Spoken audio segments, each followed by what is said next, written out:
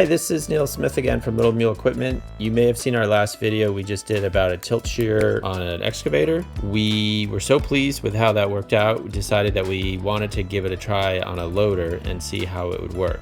And what we found is we still think it works better on an excavator, but it works on a loader.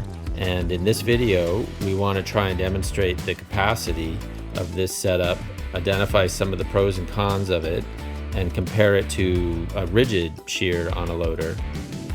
So just a quick disclaimer, I'm not a good loader operator. This is the first time we've ever tried to do this, and to be honest, we were having some control problems. So I think if there was an experienced operator with everything was set up well, everything would probably look a lot more quick and speedy.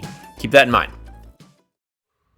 So just like what we found on the excavator with the tilt shear, where its unique design really gave us a quick and easy range of motion, a very intuitive usability, the same thing was true on the loader. So for instance, because the jib can swing up and down quickly, you can come in very close to the front of the loader and cut something close to the ground, but then you can swing the whole thing up and go up high, and then in the middle you're going to reach out much farther than you can with a rigid mounted unit. A good example of this is when you're picking up and moving material. Because the jib gives us extra reach, you can rotate a 12-foot long pole. If you grab it in the middle, you can rotate it continuously 360 and it won't hit the loader. That would not work out with a rigid mount setup.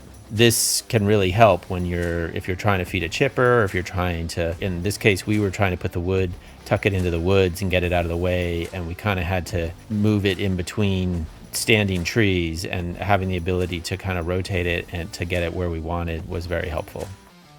So the way that the tilt shear is set up on the loader is you kind of end up lifting the loader all the way up to the highest position and then just using the jib to go up and down, which sounds a little funky, but it actually works really well because the jib goes up and down really easily. What's really nice about this is that there's really good visibility from the skid steer of the work, and the only thing that you really see in front of you is the shear itself, in contrast to a rigid shear where the visibility really isn't that great because the boom and because the backside of the shear is always kind of in your view. This is really nice on the tilt shear to have this good visibility. As far as cutting capacity, again, we found that the tilt shear seems to cut a little bit better than the rigid mounted shears. And again, we think this is because the dangle kind of releases all the tension in the system and the shear isn't as apt to bind up. So in general, we were cutting with this 230 shear, which is rated to cut like a 10-inch piece of wood. It was indeed cutting the full 10 inches without any problem. We haven't tried a 300 size tilt shear yet, but my guess is that it would probably cut 11 or 12 inches fairly effectively. Certainly in softwood, you're probably going to get a full 11 inches. So the other thing I just want to add about the range of motion and the visibility is when you're working on, if you have stuff on the ground that you're picking up and moving around, the tilt shear is really nice because when you tilt it downward, it's almost as if it's like a log grapple, and you can see it really well. It rotates really nicely. It's pretty easy to pick up just small branches right off the ground, which in contrast to the rigid shear is much harder. It's just not as fluid and easy to do. So when you're using particularly a smaller loader to cut trees down with a tree shear, it is hypothetically possible to cut something down that would then tip the whole machine over.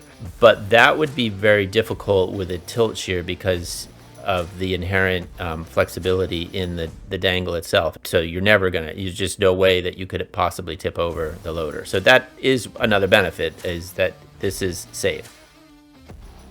So the tilt shear does offer a lot of benefits, but if you're going to be working in a real safety sensitive area around cars, power lines, people, houses, something like that, where you really need predictable control of felling trees, the tilt shear probably wouldn't be the best option, maybe with a really experienced user, but that would be something I would want to work up toward with a lot of time on the machine before I would attempt that.